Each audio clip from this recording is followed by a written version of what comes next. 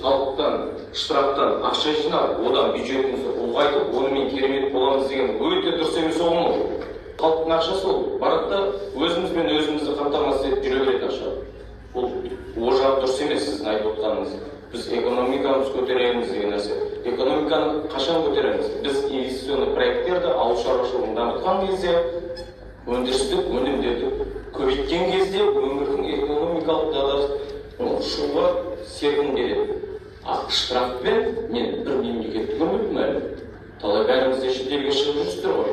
Сонда біз сергектің бәрін өзіміздің Түркістанның халқы үшін қоямыз ба? Никогда не учите.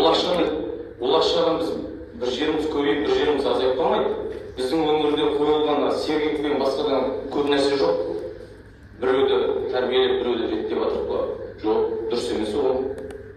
Мен сондықтан құрметті әріптестер, бәріңіз де халықтың атынан сайладыңыздар. Енді білмеймін, мен өзім дұрыс емес шығар.